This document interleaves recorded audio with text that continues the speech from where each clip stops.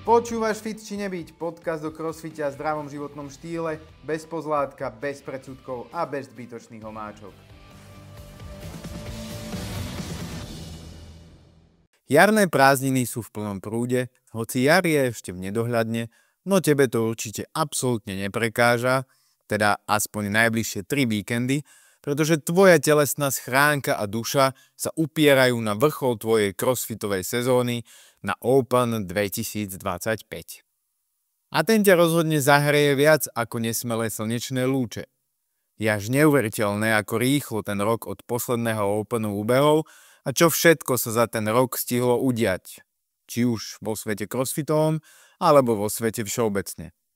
No na to dnes nemám čas a ani chuť, pretože všetok priestor a pozornosť dnešnej epizódy podcastu Fit či nebyť venujem práve Openu 2025, ktorý oficiálne začne už vo štvrtok. Ak sa crossfitu venuješ nejaký ten piatok, tak určite vieš, že Open je prvou veľkou výzvou na ceste ku CrossFit Games. Ak si však ešte len crossfitové batola, tak ti dnes skúsim aspoň v skratke vysvetliť všetko podstatné, čo o Opene potrebuješ vedieť, aké zmeny napríklad prináša sezóna 2025, kde sa budú konať samotné Games a prečo by si sa mal prihlásiť, ak si tak dodnes ešte nespravil. Budem ale naozaj veľmi stručný, pretože Openu ako takému som venoval už niekoľko dávnejších epizód, takže ak chceš a potrebuješ uspokojiť svoju zvedavosť viacnásobne, zalov v archíve a vypočuj si najprv 7. epizódu tohto podcastu. Čo je teda CrossFit Open? CrossFit Open je globálna online súťaž, ktorá umožňuje každému, od úplných začiatočníkov až po elitných atlétov, otestovať svoju fyzickú kondíciu a mentálnu odolnosť. Počas 3 týždňov dostanú všetci účastníci každý štvrtok nový workout, ktorý musia odcvičiť a nahrať svoj výsledok do pondelka. Čo robí Open výnimočným, je jeho inkluzívnosť, lebo na rozdiel od tradičných športových súťaží sa môže zapojiť úplne každý bez ohľadu na vek, skúsenosti alebo úroveň výkonnosti. Ako som už spomínal v úvode, CrossFit Open 2025 sa bude konať od 27. februára do 17. marca 2025. Každý štvrtok od 12. pacifického času, čo je o 9.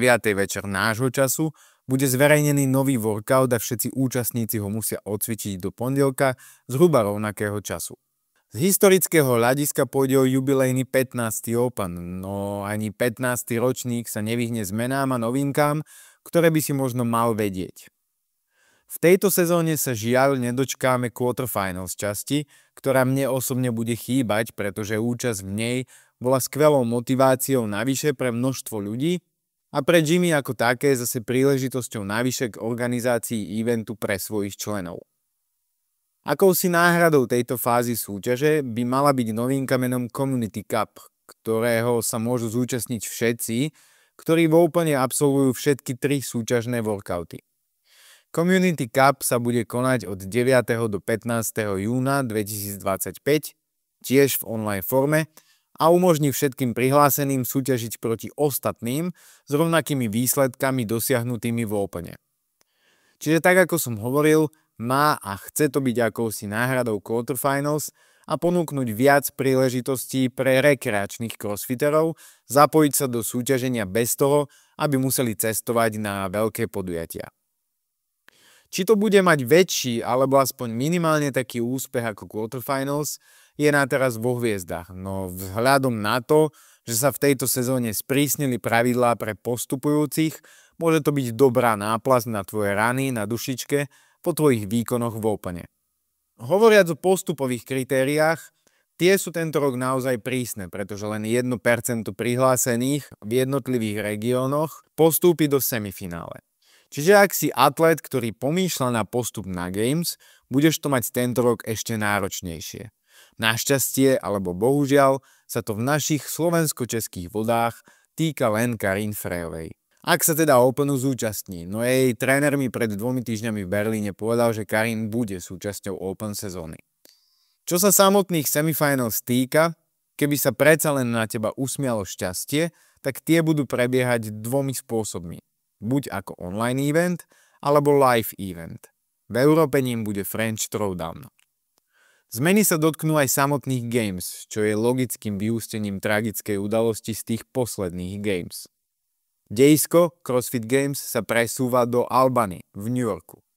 Bude to vôbec prvýkrát v histórii Games, čo sa budú konať na východnom pobreží USA, a tak konečne aj v CrossFite budeme môcť porovnať, či West Side is the best, alebo East Side is the best. Odpoveď sa dozvieme už v auguste, pretože Games sa budú konať hneď v prvé 3 augustové dni.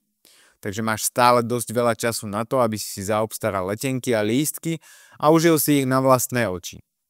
Je to síce drahšie ako dostať sa tam z Openu, no na druhej strane oveľa reálnejšie. Tým samozrejme nechcem povedať, že máš Open vynechať. Práve naopak. Možno to bude znieť ako klišé, no podľa mňa by si mal Open vyskúšať minimálne raz každý, kto sa CrossFitu venuje, a je úplne jedno, ako dlho sa mu venuješ. Prečo? Lebo v Opene otestuješ svoje limity a posunieš hranice svojej výkonnosti.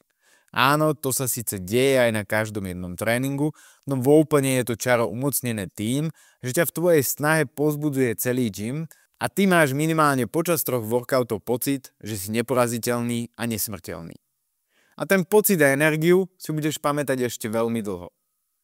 Zároveň máš úžasnú príležitosť porovnať si svoje výkony s tými najlepšími, pretože ste všetci v jednom a tom istom leaderboarde. A čo môže byť krajšie, ako keď si povieš, dá som len o 50 opakovaní menej ako Rich Froning. A teraz nechcem naozaj nikoho uraziť alebo zhadzovať, no skôr naznačiť to, že Open má byť v prvom rade o zábave, podpore jeden druhého a o žičlivej atmosfére, ktorej je v dnešnom svete tak strašne málo.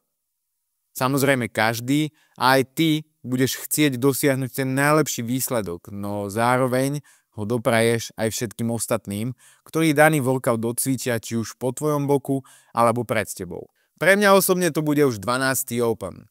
Odkedy sa CrossFitu venujem, som vynechal len jeden ročník, v roku 2014. A vynechal som ten ročník len preto, že mi môj vtedajší tréner dal najavo, že som príliš slabý na to, aby som sa Openu zúčastnil, a ja som mu to uveril. Samozrejme mrzelo ma, že som ten ročník vynechal, no na druhej strane by som z toho nemal dobrý pocit a tým pádom by to bol síce možno môj druhý, no zároveň aj posledný Open v živote. Som veľmi rád, že ten človek už s CrossFitom nemá nič spoločné, okrem teda mudrovania, prečo je CrossFit zlý a podobne, pretože absolútne nerozumel pointe toho celého. Robiť to pre zábavu a nie pre svoje ego. Keď toto pochopíš, tak bude Open aj pre teba srdcovou záležitosťou a nebudeš chcieť vynechať ani jeden ročník. A to aj bez ohľadu na to, či sa Openu zúčastní alebo nezúčastní tvoj obľúbený atlét. Lebo mňa sa tiež Chandler Smith po minulé roky nepýtal, či sa do Openu prihlásim, alebo áno. Rovnako je mne ukradnuté, či tam bude on, alebo ktokoľvek iný. Z pozície trénera ma skôr zaujíma, aby si Open vyskúšalo na vlastnej koži čo najviac ľudí z gymu. A zase bez ohľadu na to, koľko ľudí sa prihlásilo v iných gymoch v Bratislave alebo v ostatných slovenských mestách. O číslach samozrejme prehľad mám, ale poviem k tomu len toľko, že som veľmi rád, že sa tie počty vyrovnávajú tým z minulého roka, teda aspoň u nás na Slovensku. V Čechách je to trošku smutnejší pohľad na to, ako veľmi si tam zakladajú na súťažiach. Obzvlášť gymy ako Madman alebo Bubalus, ktoré vymetajú súťaže doslova každý víkend, mali do dnešného dňa prihlásených ani nie 10 ľudí. Ale zrejme majú na to svoje dôvody, nie len výhovorky. Ty verím, že už nebudeš hľadať ani ty, lebo si práve konečne uvedomil, že Open je o zábave, o atmosfére, o vzájomnej podpore a o prekonávaní svojich limitov. Na úplný záver sa ti ešte pokúsim dať odpoveď na najčastejšiu otázku, ktorú ako tréner počas Openu dostávam. Mám ísť RX alebo Scaled? Je dosť možné, že niektorí moji kolegovia so mnou nebudú súhlasiť, no pokiaľ tým neohrozíš svoje zdravie, minimálne tú RX verziu vyskúšaj, pretože vďaka atmosfére a podpore od ostatných sa ti možno podarí prvý toast to bar alebo zhyb a vďaka tomu si budeš Open pamätať oveľa dlhšie. A je úplne jedno, či bude workout začínať s cvikom, ktorý nevieš, alebo bude ten cvik na konci. Kedy inokedy sa donútiš skúšať toast to bary alebo double under po dobu 10 minút? Nikdy. Prečo teda nevyužiť túto príležitosť počas Openu? A keď budeš veľmi chcieť, stále máš ďalšie 2-3 dní na to, aby si daný workout odcvičil aj v škálovanej verzii. Tak prečo sa oberať o tieto magické okamihy? Samozrejme rob to len vtedy, ak si k danému pohybu naozaj blízko. Ani Open nie je taký magický, aby si bez zvládnutia čo je len jedného striktného zhybu spravil hneď muscle up. Ale verím, že ťa tvoji tréneri v tomto správne usmernia a že si Open užiješ naplno, či už je to tvoj prvý alebo 12. Open. Naozaj úprimne ti v ňom prajem veľa šťastia, či už si z Protonu, Falconu, Repeatu, Sensa alebo z Good Vibes. Nech ťa choroby a zranenia obchádzajú, nech máš svoje ego pod kontrolou a nech máš z nasledujúcich 3 víkendov hlavne veľa pozitívnych a nezabudnutelných zážitkov.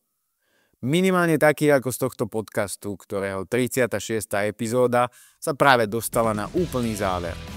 Ďakujem ti, že si ju dopočúval až sem, tej ďalšej sa dočkáš už o 2 týždne. Dovtedy, do počutia.